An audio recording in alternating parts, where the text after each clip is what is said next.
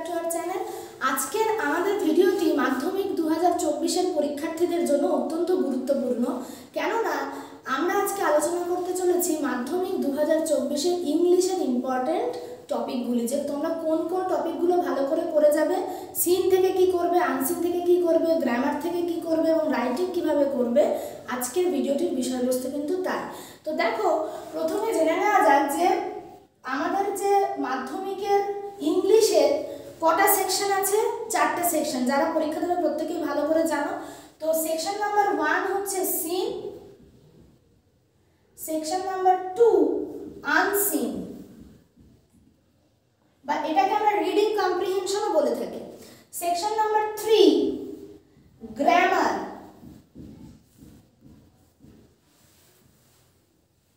এবং fourth and the last and the most important section হচ্ছে writing skill. বোঝা গেল, যেটা আমাদের মাধ্যমিকে সবথেকে বেশি মার্কস ক্যারি করে।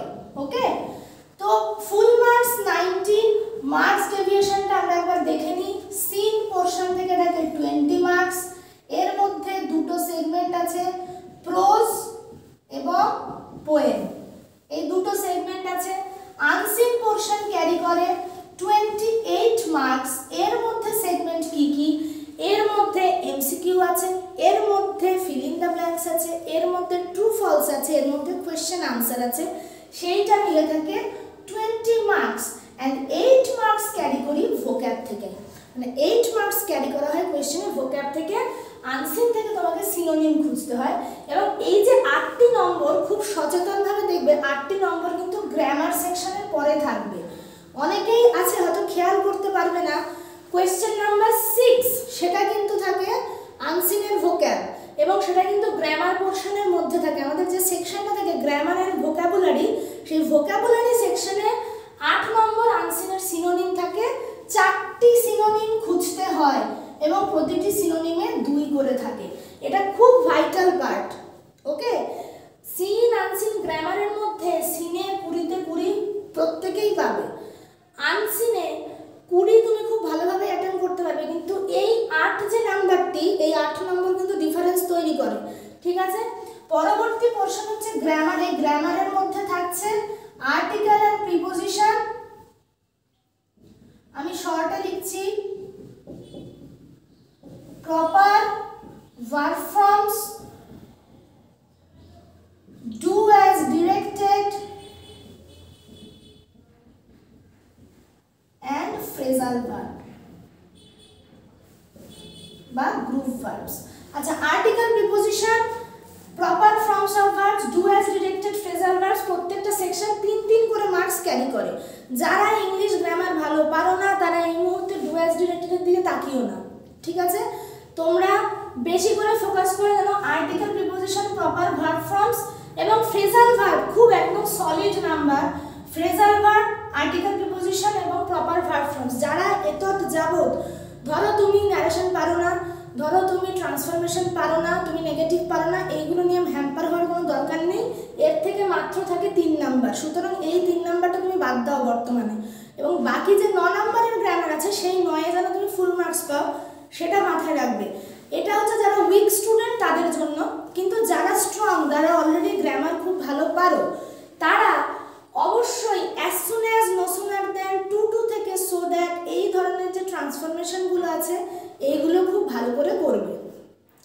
তো এই গেল গ্রামার সেকশন, সবথেকে ইম্পর্টেন্ট সেকশন, যেখানে ডিসাইড করা হয় যে কে 80 পাবে, কে 90 পাবে, কে 70তেই আটকে যাবে, সেটা হচ্ছে এই সেকশন 3x10 রাইটিং স্কিল। এবং আমরা যে রাইটিং স্কিলের গুরুত্বপূর্ণ যে টপিকগুলো আজকে আলোচনা করব, সেটা কিন্তু বিগত বছরে কি এসে গেছে তার নিরিখে, প্রত্যেকটা সেকশনে আমরা তার নিরিখে কিন্তু জাজ করব। গ্রামার সেকশন নিয়ে বলবার কিছু নেই। তোমরা, আমি আগে গ্রামারটাই তোমাদেরকে বলে দিচ্ছি, আর্টিকেল, প্রিপোজিশন, তারপর প্রপার ভার্ব ফর্মস এবং ফ্রেজাল ভার্ব, এইগুলো তোমরা তোমাদের যে রিসেন্ট এবং লেটেস্ট পর্ষদের যে টেস্ট পেপারটা দেওয়া হয়েছে, ওই পর্ষদের টেস্ট পেপার থেকে পুরো থরলি করে যাও। পর্ষদের টেস্ট পেপারটা খুব ভালো করে সলভ করো। ঠিক আছে, তো গ্রামার সেকশন নিয়ে আলাদা করে কিছু বলার নেই, কি আসবে কি না আসবে তোমরা মোটামুটি তার সাথে পরিচিত। যারা দুর্বল তারা আপাতত ডু অ্যাজ ডিরেক্টেড পোর্শনটাকে স্কিপ করে যাও। ওকে, প্রথম আমাদের যে গুরুত্বপূর্ণ অংশ সেটা হচ্ছে সিন, যেটা 20 মার্কস ক্যারি করবে, সিন পোর্শন। তো সিনের মধ্যে দুটো ডেভিয়েশন আছে, প্রোজ আর পোয়েম। এই বছরের নিরিখে সবথেকে গুরুত্বপূর্ণ প্রোজ হচ্ছে ফাদার সেল, ফাদার সেল, এবং তারপরে দ্য ক্যাট। এই বছরের নিরিখে প্রোজ সেকশনের এটি সবথেকে দুটি গুরুত্বপূর্ণ অংশ। পরবর্তী পোয়েম সেকশন আছে, এখানে তোমরা আবার অ্যানালিটিকটা দেখে যাবে। আমি কোনোটাই বলবো না যে এটা দেবে না বা এটা দিতে পারেই না, ইংলিশে ওইভাবে কোনো সাজেশন হয় না, কিন্তু বিগত বছরের নিরিখে কোনটা গুরুত্বপূর্ণ আমরা সেদিকে ফোকাস করছি। পোয়েম সেকশনে সবথেকে ভালো করে দেখে যাবে my own true family, my own true family. Second হচ্ছে the snail, my own true family, the snail, এই দুটো খুব ভালো করে দেখে যেও এবং প্রত্যেকটি পড়ে যেও, কিন্তু বিগত বছরের থেকে আসার সম্ভাবনা খুব কম। ঠিক আছে, নেক্সট হচ্ছে আনসিন পোর্শন। আনসিন, এবছর যারা এবিটিআই টেস্ট পেপার বা বাকি টেস্ট পেপার সলভ করেছো, এবিটিআই টেস্ট পেপারে বিশেষত একটা ইনক্লিনেশন আছে যে নেচার ওরিয়েন্টেড আনসিন দেবার। সেটা কোনো প্রাণীকে রিইন্ট্রোডিউস করা হতে পারে, প্রকৃতির বিভিন্ন যে বায়োলজিক্যাল যে ব্যালেন্স, ইকোলজিক্যাল ব্যালেন্স, সেইটা ঠিকঠাক রাখার জন্য যে টপিকগুলো দেখবে এবিটিএতে দেওয়া আছে, পর্ষদে যে টপিকগুলো দেওয়া আছে সেগুলো ভালো করে করো, কেননা ইনক্লিনেশনটা সেদিকে দেখা যাচ্ছে। এছাড়াও আনসিন পোর্শনের মধ্যে যে কোনো রিসেন্ট ইনসিডেন্ট আসতে পারে, এটা কোনো বলাবার কিছু নেই, যে কোনো রিসেন্ট ইনসিডেন্ট আসতে পারে। এই পোর্শনটার নাম হচ্ছে রিডিং কম্প্রিহেনশন, অর্থাৎ কিনা তোমাকে নিজেকে কম্প্রিহেন্ড করতে হবে, যে মানে একটা প্যাসেজ পড়ে সেটাকে কিভাবে তুমি ডেরাইভ করছো, কিভাবে তার থেকে সিনোনিমগুলো লিখছো, সেটা তোমাকে বুঝতে হবে, যার জন্য রিডিং কম্প্রিহেনশন। আচ্ছা, আনসিন সেকশনে সিনোনিম ফাইন্ড আউট করার একটা ট্রিক্স আমি বলতে পারি, সেটা হচ্ছে আনসিনটা তুমি যখন পড়বে তার সাথে সাথে সিনোনিমটা করবে। আমি তোমাদের বলে দিচ্ছি যে গ্রামার পোর্শনের একদম শেষে আছে সিনোনিম। ওকে, আনসিনটা তুমি পড়ছো, যেহেতু তোমাদের দলিল প্রশ্নটা হবে, যে কোয়েশ্চেন আর আনসারের জায়গা থাকবে, কোয়েশ্চেনের পরে আনসার লেখা, তোমরা একটা কাজ করবে, সিনোনিমগুলো যেগুলো দেওয়া রয়েছে প্যাসেজের পাশে 1 2 3 4 লিখে নেবে, পেন্সিল দিয়ে, অবশ্যই পেন্সিল দিয়ে প্যাসেজের পাশে, আনসিনের পাশে 1 2 3 4 লিখে নেবে, একটু স্পেস দেখে। এবার আনসিনটা পড়তে পড়তে তোমরা এই সিনোনিমগুলো পেয়ে যাবে। ওকে, আনসিনটা পড়তে পড়তে তোমরা সিনোনিমগুলো পেয়ে যাবে, এবং তখন যে মুহূর্তে তুমি সিনোনিম পেলে সেই মুহূর্তে তুমি গ্রামার সেকশনের শেষে গিয়ে সিনোনিমটাকে ইনপুট করে দেবে। নচেত তুমি যদি টোটাল প্যাসেজটা পড়তে যাও তারপর তুমি সিনোনিমের দিকে চোখ রাখো, তখন ম্যাক্সিমাম চান্সেস হচ্ছে টেনশনে তোমার মাথা থেকে সিনোনিমটা বেরিয়ে যাবে। তো সেই জন্য প্যাসেজটা পড়তে পড়তে প্যারালালি সিনোনিমগুলো পাশে লিখে নাও পেন্সিল দিয়ে, এবং যেই তুমি সিনোনিম পেয়ে গেলে তখনই তুমি সেটা লিখে নাও, এবং যখন তোমার সিনোনিম খোঁজার কাজটা শেষ হয়ে যাচ্ছে তুমি সিনোনিমগুলো মুছে দাও ইরেজার দিয়ে। এটা সবথেকে সহজ ট্রিক হবে। আচ্ছা, লাস্ট যে সেকশনটা আমাদের সবথেকে ভাইটাল সেকশন, তা হচ্ছে রাইটিং স্কিল। রাইটিং, গত বছর রাইটিং স্কিল যা দেওয়া হয়েছিল তা ছিল একটি প্যারাগ্রাফ, একটি বায়োগ্রাফি সুকুমার রায়, এবং ছিল একটি এডিটোরিয়াল লেটার। তো এবছর এই তিনটে দেওয়ার চান্স সব থেকে কম। এবছরের যে রাইটিং স্কিল সব থেকে টপে থাকছে প্রায়োরিটি ওয়াইজ রিপোর্ট রাইটিং।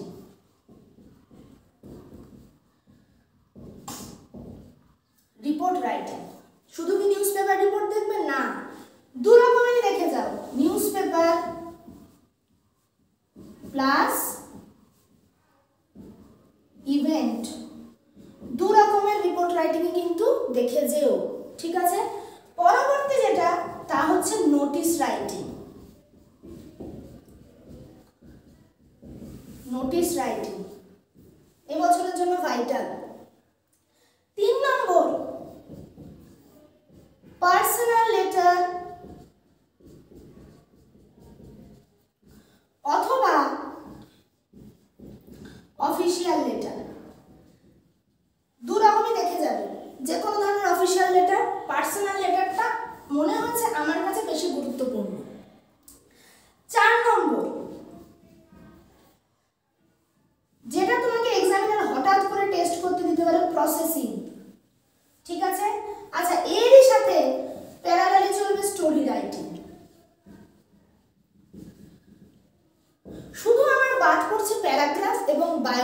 এবং এডিটোরিয়াল লেটার। এইগুলোকে আমি করবো না, আমি এইগুলো আগে দেখে নেব ভালো করে, তারপর আমি যাব ওই 3টে। আমার যদি সময় থাকে দেখবো, না হলে আমি দেখবো না, কিন্তু এইগুলো আমাকে দেখতেই হবে। সাথে সাথে তোমাকে যদি বাই চান্স কনভারসেশন দিয়ে দেওয়া হয়, এমন কিন্তু কোনো কথা নেই যে মাধ্যমিকে কনভারসেশন দিতে পারে না, তো আমি সেখানে কনভারসেশনকেও রাখবো, কনভারসেশনকেও আমি বাদ দিচ্ছি না। কেননা তুমি মাধ্যমিক দিচ্ছ মানে 5, 6, 7, 8 তুমি যা যা রাইটিং স্কিল শিখেছো সবটাই তোমার জন্য গুরুত্বপূর্ণ হচ্ছে। তবু আমি বলবো এবারের যে মাধ্যমিক 2024-এর report writing, notice writing, personal letter আর স্টোরি রাইটিং, এই 4টেকে আমি বেশি গুরুত্ব দিচ্ছি। এবার হতেই পারে এক্সামিনারের মাইন্ডসেট অন্যরকম, সে অন্য মাইন্ডসেটে এগোচ্ছে। আমার মাইন্ডসেট অনুযায়ী মনে হয়েছে রিপোর্ট রাইটিং 1-এ থাকবে, নোটিশ রাইটিং 2-এ থাকবে, স্টোরি রাইটিং এবং পার্সোনাল লেটার প্যারালালি 3-এ থাকবে। বাকি কিছু কিন্তু আসতে পারে। তোমরা আগে এই যে আমি তোমাদের ইম্পর্টেন্সের ভিত্তিতে যে ক্রমটা করে দিলাম, এই ক্রমটা ফলো করো। যারা গ্রামারে দুর্বল, আবারও বলছি ডু অ্যাজ ডিরেক্টেডকে অ্যাভয়েড করো। যেখান থেকে তোমার নাম্বার আসবে, তুমি যদি ইংলিশ গ্রামার না পারো, তুমি এই কদিন আর গ্রামার পারবে না, একদম বাস্তব সত্যি কথা। সুতরাং তুমি যেটা পারো, যেখান থেকে তোমার নাম্বার জেনারেট হবে, তুমি সেই জায়গাটায় বেশি করে নজর দাও। বিশেষ করে আনসিন তুমি পুরোটা সলভ না করলেও আনসিনের ভোক্যাবটা ভালো করে সলভ করো, যেন তুমি ভোক্যাবুলারি পোর্শনে এই 8 নম্বরে মার না খাও। সেই জন্য আনসিনের ভোক্যাবটা ভালো করে সলভ করো। তো আশা করি এই ভিডিওটি প্রত্যেকের জন্য খুব উপযোগী হবে। সকলে চ্যানেলটিকে আরও বন্ধুদের মধ্যে ছড়িয়ে দিও, চ্যানেলের সাথে যুক্ত থেকো, ভিডিওটি সম্পূর্ণ দেখো। সকলে ভালো থেকো, টাটা।